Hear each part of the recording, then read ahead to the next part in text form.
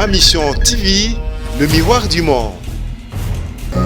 Différentes décisions prises de notre député national l'ont été sur base d'un vote asymétrique, de sorte qu'il a été attribué à votre opposition que 31 minutes en termes du volume de temps, ce qui paraît, à notre sens, insignifiant pour l'analyse et l'examen d'un document de haute portée politique qui est le programme du gouvernement, qui engage toute une législature. Et nous considérons cela comme une forme d'entorse. Mais honorable député, je vais vous dire que la conférence des présidents s'est trompée en analysant la question sur la base simplement du premier alinéa. Je ne la condamne pas non plus parce que je considère pour ma part qu'en démocratie, on peut se tromper. Public qui définissent la vision programmatique de la nation sur le quinquennat, vous remarquerez que l'opposition politique n'a pas aujourd'hui la possibilité d'aligner les siens dans la perspective de pouvoir engager un débat républicain sérieux. Sauf décision de la conférence des présidents, l'orateur désigné par chaque groupe dispose d'un temps de parole de 30 minutes. S'il y a lieu, le temps supplémentaire est réparti par le groupe entre deux orateurs.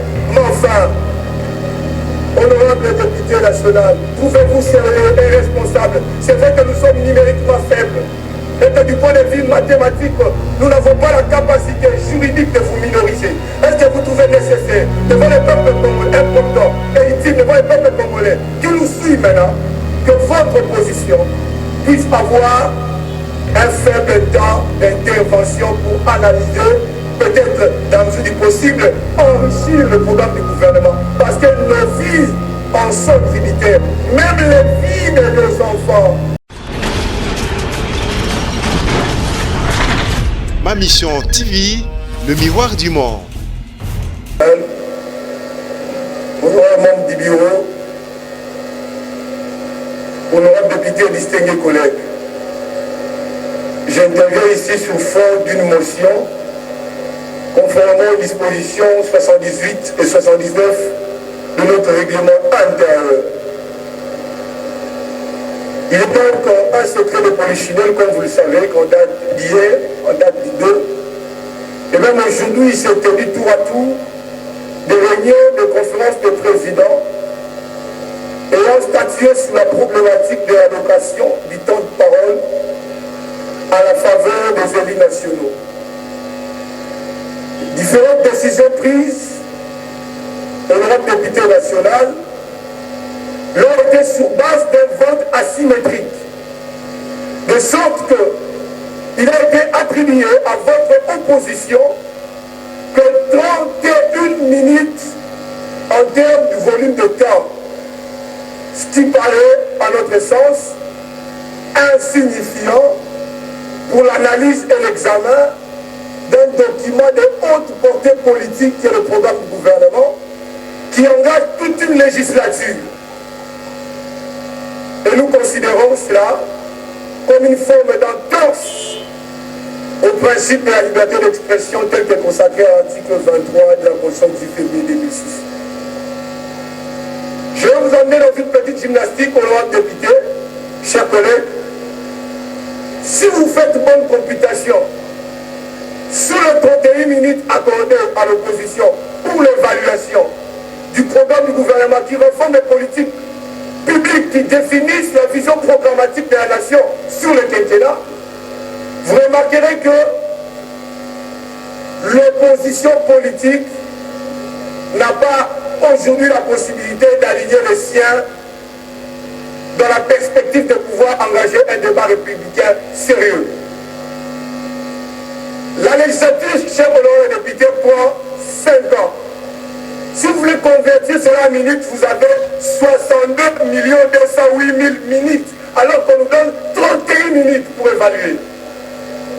Ce qui paraît, à mon avis, une entorse à notre règlement intérieur en son article 167 alinéa 3.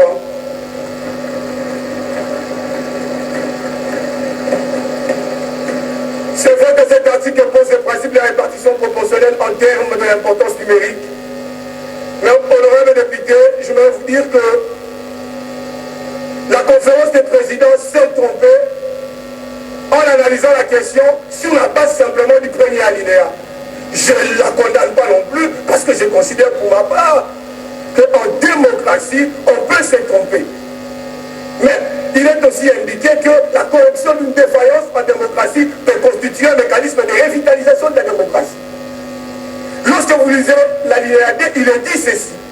Sauf décision de la conférence des présidents, l'orateur désigné par chaque groupe dispose d'un temps de parole de 30 minutes.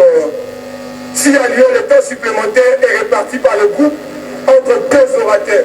Mais enfin, honorable député national, trouvez-vous sérieux et responsable? C'est vrai que nous sommes numériquement faibles et que du point de vue mathématique, nous n'avons pas la capacité juridique de vous minoriser. Est-ce que vous trouvez nécessaire, devant le peuple congolais, important et utile, devant le peuple congolais, qui nous suit maintenant, que votre position puisse avoir un faible temps d'intervention pour analyser, peut-être dans la mesure du possible, enrichir le programme du gouvernement? Parce que nos vies en sont tributaires, même les vies de nos enfants.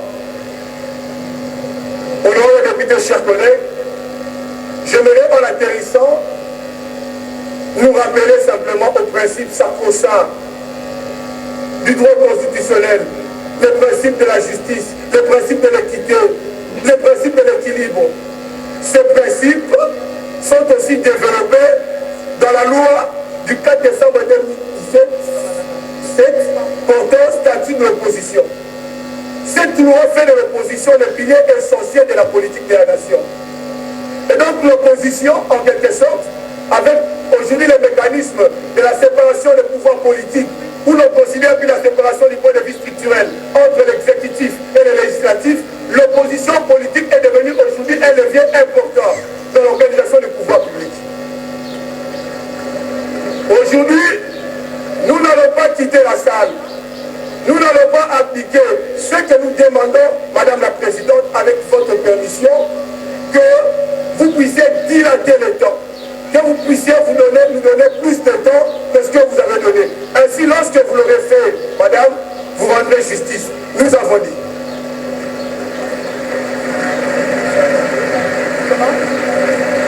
Honorable, je vous remercie pour votre belle intervention et élocution, mais je crois que vous êtes mal informé. Je crois que vous êtes mal informé et si vous nous aviez laissé poursuivre le cours de notre discussion, vous auriez été informé que depuis ce matin, lors de la deuxième réunion de la conférence des présidents, le temps de parole et le temps de durée des débats a été allongé de plus de 30 minutes. Donc laissez-nous poursuivre et vous verrez si votre intervention était pertinente ou non. Voilà. Je vous remercie.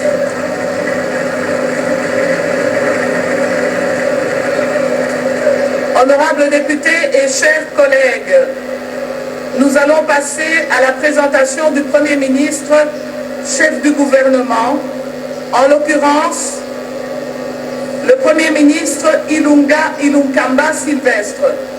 J'invite le directeur de protocole de l'Assemblée nationale à le conduire au podium pour être salué d'abord par les membres du bureau, ensuite par l'Assemblée plénière. Et je demande à l'Assemblée plénière de l'applaudir.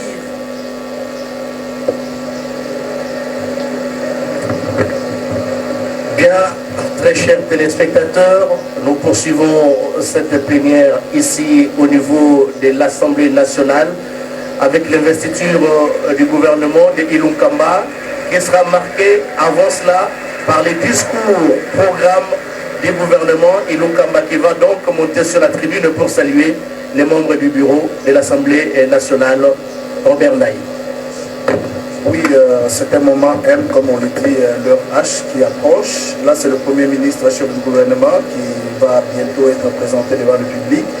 Je voudrais dire, monsieur le directeur, que le programme qui va être aujourd'hui, la cérémonie d'aujourd'hui, et l'audition du programme du Premier ministre qui sera suivi d'un débat. Et comme vous l'avez dit, comme l'a dit Madame la Présidente, 48 heures seront accordées au Premier ministre. Mais ce qui est important aujourd'hui, c'est que les attentes de Congolais, les défis à relever sont énormes. Mais comme le Premier ministre l'a dit à chaque apparition, que les défis sont... Les tâches sont certes difficiles, mais ce n'est pas impossible de les surmonter. Voilà, c'est le Premier ministre qui est ovationné par le public. Je voudrais rappeler à tous les téléspectateurs qui nous suivent en ce moment que la salle de plénière du Palais du Peuple est archi-comble partout. Chaque membre du gouvernement a voulu mobiliser les membres de son parti politique, de famille, quoi de plus normal pour venir apporter un soutien à ce programme très attendu par la population. S'il faudra peut-être qu'en quelques mots dire une chose sur ce programme, c'est que la sécurité, l'emploi, la restauration de l'autorité de l'État et puis l'ouverture du pays à travers le monde, ça sera parmi les piliers sur lesquels le chef du gouvernement va s'atteler tout à l'heure. Il y a 15 piliers au total, Robert Naye, et aucun secteur de la vie nationale n'a été épargné. Nous allons découvrir ce programme tout à l'heure. Présent, c'est le tour de Monsieur le Premier ministre, chef de gouvernement, de présenter les membres de son gouvernement. Mais, avant de se livrer à cet exercice, il est important pour tous de donner lecture des alinéas 1 à 8 de l'article 258 du règlement intérieur de l'Assemblée nationale à l'attention du public en ce qui concerne le maintien de l'ordre pendant la séance. Je suis désolé, nos règlements d'intérieur ne sont pas encore en lingala ou dans les 4 langues nationales.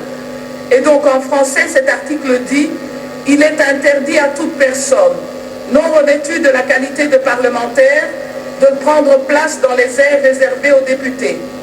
Si nécessaire, seuls peuvent y circuler les personnes autorisées, à savoir le personnel politique et administratif de l'Assemblée nationale, les assistants des députés, la presse, les photographes accrédités, porteurs d'un macaron visible, les invités aux travaux de l'Assemblée nationale, ainsi que les hôtes de la Chambre s'installent derrière la partie réservée aux députés. Le public s'installe au balcon, à concurrence des places assises disponibles. Les personnes placées au balcon portent une tenue décente, restent assises, découvertes et en silence.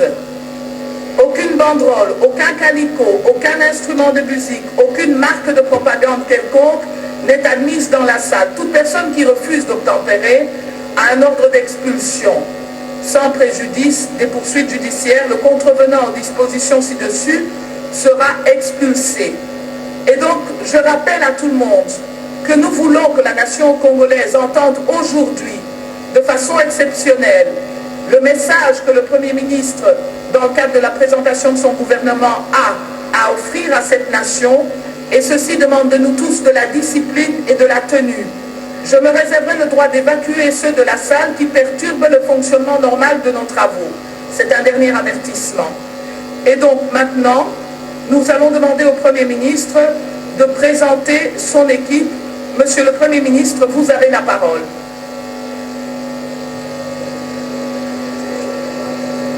Les ministres délégués et les secrétaires d'État. Ndio sasa ni zamu kwa Bwana Ilunga Ilukamba kuwaonesha wanamemba serikali yake, mawakamu wake, mawaziri wa serikali, mawaziri wajumbe, pia mawaziri makamu. Tuweze hivi kumfuata Bwana Silvestre Ilukamba ambaye amekwisha hivi kupanda juu kwa ajili ya kuweza hivi kutimiza kipindi hicho. Merci, honorable président. Je vais arranger là.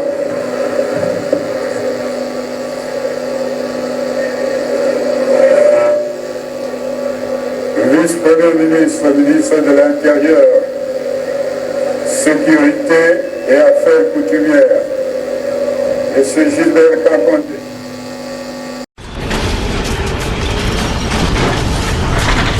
Ma mission TV, le miroir du monde.